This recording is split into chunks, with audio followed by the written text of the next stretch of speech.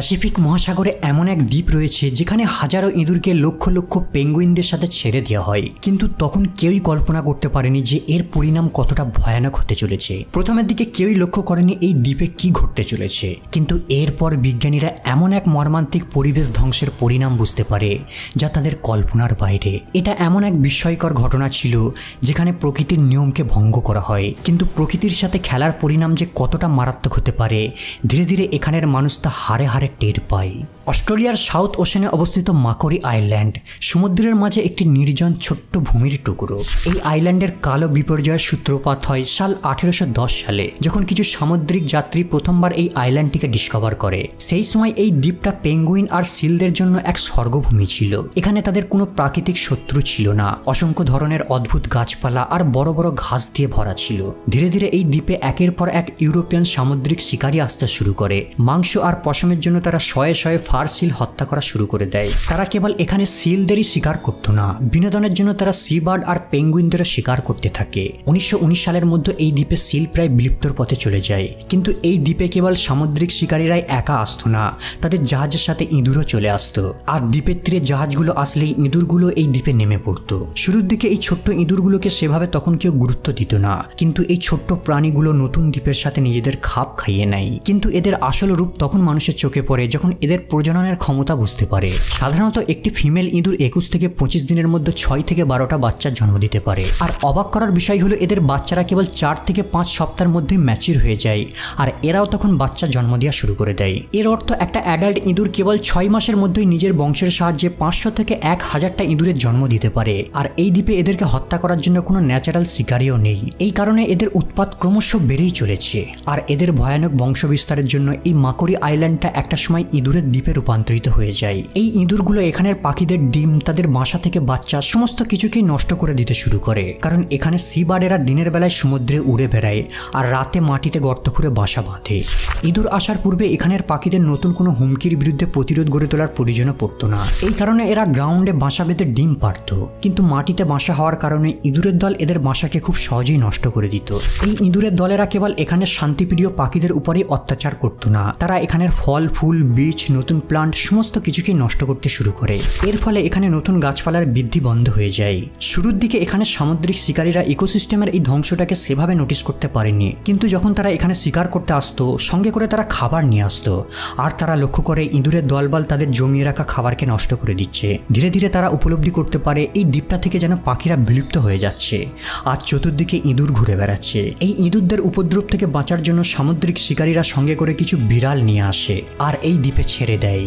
তারা আশা করেছিল এই বিড়ালগুলো ইঁদুরদের তাড়া করবে আর তাদের খাবারকে প্রোটেক্ট করবে, কিন্তু এখান থেকেই মাকোরি আইল্যান্ডের দ্বিতীয় প্রবলেম শুরু হয়। শিকারীরা মনে করেছিল এই বিড়ালগুলো ইঁদুরদের খেয়ে শেষ করে ফেলবে, কিন্তু হিতের বিপরীত হয়ে যায়। এই বিড়ালগুলো ইঁদুরদের মারার পরিবর্তে এই আইল্যান্ডের পাখিদের মারা শুরু করে দেয়। দ্বীপের যেসব খাড়া পাথরের উপর পাখিরা বাসা বাঁধত সেখানেও এই বিড়ালগুলো উঠে পাখিদের বাসা ভেঙে দিত, তাদের ধরে ধরে খেয়ে নিত, কারণ তাদের কাছে পাখি ধরে খাওয়া ইঁদুরের থেকেও অনেক সহজ কাজ ছিল। ধীরে ধীরে এখানে বিড়ালের সংখ্যা বাড়তে থাকে। প্রতি বছর এরা 60,000 সি বার্ডদের হত্যা করে দিত, আর এই কারণে অসংখ্য পাখিদের প্রজাতি এই দ্বীপ থেকে বিলুপ্ত হয়ে যায়। পরিস্থিতি এমন পর্যায়ে পৌঁছে যায় যে একটা সময় এই দ্বীপে কেবল ইঁদুর আর বিড়ালেরই রাজত্ব চলত, কিন্তু এরপর শুরু হয় আরও এক ভয়ানক বিপর্যয়। আসলে সমুদ্রে দীর্ঘ যাত্রা করা নাবিকরা সঙ্গে করে খরগোশ রেখে দিত, যাতে এগুলো তারা পরিজনে খেতে পারবে। সেই সময় ইউরোপের অনেক সামুদ্রিক শিকারীরা তাদের জাহাজের সাথে খরগোশকে মাকোরি আইল্যান্ডে নিয়ে আসতো। তারা মনে করে এই খরগোশগুলো এখানে বংশবিস্তার করলে তাদের খাবারের আর কমতি হবে না, কিন্তু এই দ্বীপে ইঁদুরের সাথে সাথে খরগোশদের নিয়ন্ত্রণ করার জন্য এখানে কোনো প্রাকৃতিক শিকারী ছিল না। ইঁদুরদের মতোই এরাও প্রতি বছরে অসংখ্য বাচ্চা দিতে সক্ষম। সুতরাং এই দ্বীপটাই ইঁদুর বেড়ালের সাথে সাথে খরগোশদেরও সংখ্যা বেড়ে চলেছে। এই দ্বীপে তারা ছোট ছোট গাছপাতা খাওয়া শুরু করে দেয়। এই গাছগুলোতে অ্যালবাট্রাস পাখিরা বাসা বাঁধত আর তারা নিজেদের এখানে গোপন রাখত, কিন্তু গাছ না থাকায় তারা সহজেই বেড়ালদের শিকার হয়ে যেত। এছাড়াও তারা সবুজ ঘাসকে খেয়ে এই দ্বীপটাকে মরুভূমি বানিয়ে দেয়। একটা সময় এই দ্বীপটা গালফ খেলার গ্রাউন্ডের মতো দেখতে লাগে। শুধু তাই নয়, এরা ছোট গাছের শিকড় পর্যন্ত উপড়ে খেয়ে নিত আর মাটি খুঁড়ে বাসা বাঁধত। এর ফলে মাটি দুর্বল হতে থাকে, মাটি ক্ষয়, ভূমিধসের মতো সমস্যা দেখা দিতে থাকে, আর এই ভূমিধসের ফলে পাখিদের বাসাও নষ্ট হয়ে যেত। 2006 সালে এই দ্বীপের পূর্ব দিকে এক ভয়ানক ভূমিধস দেখা দেয় আর অসংখ্য পেঙ্গুইন এর নিচে চাপা পড়ে যায়। কিন্তু এদিকে যে বিড়ালগুলোকে ইঁদুর মারার জন্য আনা হয়েছিল এরা ইঁদুর ছেড়ে পাখি আর খরগোশ ধরা শুরু করে দেয়, আর অতিরিক্ত খাবার থাকার ফলে এদের সংখ্যা দ্রুত বাড়তে থাকে। কিন্তু খরগোশদের প্রজনন প্রজননের সংখ্যার হার অনেক বেশি। একটি ফিমেল খরগোশ 1 মাসে 6 থেকে 12টা বাচ্চার জন্ম দিতে পারে, আর একটা ফিমেল খরগোশ 4 মাসের মধ্যে ম্যাচিউর হয়ে যায়, মানে এরাও 4 মাসের মধ্যে বাচ্চার জন্ম দিতে শুরু করে দেয়। এদেরকে যতই বিড়াল হত্যা করতো তার থেকেও বেশি এরা বংশ বিস্তার করে ফেলতো। কয়েক বছরের মধ্যে এই দ্বীপে খরগোশদের সংখ্যা প্রায় 1 লাখের উপর ছাড়িয়ে যায়। এখন এই দ্বীপে 3টে প্রাণী ইঁদুর, বেড়াল আর খরগোশ মিলিত হয়ে এই দ্বীপটার ইকোসিস্টেমকে পুরোপুরিভাবে নষ্ট করে দিচ্ছে। এখানের সবুজ ঘাসপাতা প্রায় শেষ হয়ে যায়, পাখিরাও আর এই দ্বীপে আসে না। প্রায় 15 থেকে 20টা প্রজাতির পাখি হঠাৎ ভ্যানিশ হয়ে যায়। মাকুরি আইল্যান্ড, যেটা একটা সময় জীব বৈচিত্র্যের সিম্বল ছিল, তা পুরোপুরিভাবে নষ্ট হয়ে যায়। এই ভয়ানক পরিস্থিতিকে যখন এখানে সরকার বুঝতে পারে, তারা সিদ্ধান্ত নেয় যেমন করেই হোক এখানের জীব বৈচিত্র্যকে পুনরুজ্জীবিত করবে।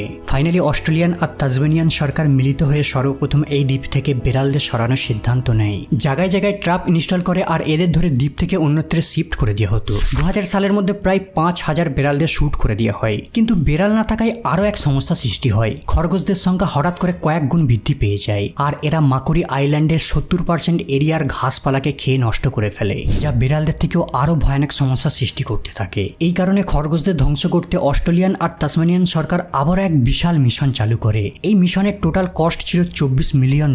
এই মিশনের মূল উদ্দেশ্য ছিল মাকুরি দ্বীপ থেকে ইঁদুর আর খরগোশদের সম্পূর্ণরূপে নির্মূল করা হবে। সর্বপ্রথমে তারা টার্গেট করে খরগোশদের। বিজ্ঞানীরা এদের মারার জন্য একটা উপায় বের করে। যেহেতু খরগোশেরা গাজর খেতে ভালোবাসে, তাই তারা গাজরে ভাইরাস মিশিয়ে দেয়। এই বায়োলজিক্যাল অস্ত্রটি হিমোরেজিক ডিজিজ ভাইরাস নামে পরিচিত, আর সংক্রমিত গাজরগুলিকে তারা খরগোশদের সামনে ফেলে দিতে থাকে। আর যখনই এই ভাইরাসযুক্ত গাজরগুলিকে খরগোশরা খেয়ে নিত, তাদের দেহ সঙ্গে সঙ্গে ভাইরাস ছড়িয়ে পড়ত, আর তারা একে একে মরতে থাকে। বিজ্ঞানীদের এই অস্ত্রটা দারুণভাবে কাজ করে। প্রায় 80% খরগোশ এই দ্বীপে মারা যায়। কিন্তু তারপরেও এখন একটি সমস্যা রয়েছে। কিছু সংখ্যক বেঁচে থাকা খরগোশ আর অসংখ্য ইঁদুরদের উৎপাত। বিশেষ করে এই ইঁদুরদের হত্যা করার জন্য বিজ্ঞানীরা আরও একটা স্মার্ট প্ল্যান তৈরি করে। এই প্ল্যানে তারা 300 টন বিষযুক্ত ক্যাপসুলের টোপ হেলিকপ্টারে করে পুরো মাকুরি আইল্যান্ডে ছড়িয়ে দেয়, কেবল পেঙ্গুইন আর সিলদের এরিয়া বাদে। আর এর ফলাফল ছিল খুবই ভয়ানক। অসংখ্য ইঁদুর আর বাকি বেঁচে থাকা খরগোশগুলো প্রায় মারা যায়। বিজ্ঞানীরা এই মিশনটাকে উইন্টার সিজনে অপারেট করে, কারণ এই সময় অনেক প্রজাতির পাখি দ্বীপ ছেড়ে অন্য জায়গায় মাইগ্রেট করে। তাই পাখিদের কোনো রকম ক্ষতি না করে ইঁদুর আর খরগোশদের মারতে সক্ষম হয়। আর এই মিশনটা চলাকালীন একটা টিম নিচের ডেড বডিগুলোকে কালেক্ট করতে থাকে, যাতে সি বার্ডেরা এই বিষযুক্ত প্রাণীগুলোর মাংস খেয়ে না ফেলে। কিন্তু বিজ্ঞানীদের ভয় এখনো পুরোপুরিভাবে মুক্ত হয়নি। এখনো কিছু ইঁদুর আর খরগোশ বেঁচে রয়েছে। তাই এদের ধরার জন্য আরও একটা স্মার্ট পরিকল্পনা করে। তারা বেশ কিছু হাইলি ট্রেন ডগ ধরে নিয়ে আসে, যাদের কাজ লুকিয়ে থাকা ইঁদুর আর খরগোশদের খুঁজে বের করা। আর এদেরকে এমনভাবে ট্রেনিং দেওয়া হয় যাতে তারা ইঁদুর আর খরগোশদেরই খুঁজে বের করবে, কিন্তু পেঙ্গুইন আর সিলদের ধাওয়া করবে না। এদিকে কুকুরগুলো বেড়াল আর খরগোশদের একটা একটা করে গোপন আস্তানা থেকে খুঁজে বের করে যাচ্ছে, আর অন্যদিকে টিমেরা এদেরকে শুট করে দিচ্ছে। এই কুকুরগুলো এতটাই আক্রমণাত্মকভাবে তাদের রূপ দেখায় যে মাত্র কয়েক বছরের মধ্যে মাকুরি দ্বীপ থেকে ইঁদুর আর খরগোশ সম্পূর্ণরূপে শেষ হয়ে যায়। দীর্ঘ কয়েক দশক ধরে এই 3 প্রাণীদের বিরুদ্ধে লড়াই করার পর ফাইনালি 2014 সালে অফিসিয়ালি ঘোষণা করা হয় মাকুরি আইল্যান্ড এখন ইঁদুর আর বেড়াল মুক্ত দ্বীপ। একটা সময় যেই দ্বীপ অনুর্বর জমিতে রূপান্তরিত হয়ে যাচ্ছিল, সেই দ্বীপটা আবারও নতুন রূপে ফুলে ফেপে ওঠে। যেসব পাখিদের প্রজাতিরা একটা সময় এই দ্বীপ থেকে বিলুপ্ত হয়ে গিয়েছিল, তারা আবারও একে একে ফিরে আসতে থাকে। বন্ধুরা, এই ঘটনাটা একটা জিনিস শেখায়, প্রকৃতির ক্ষমতার বিরুদ্ধে গিয়ে নেচারকে ফিক্স করার চেষ্টা করলে পরিস্থিতি এতটাই ভয়ানক হতে পারে যা আপনার কল্পনার বাইরে।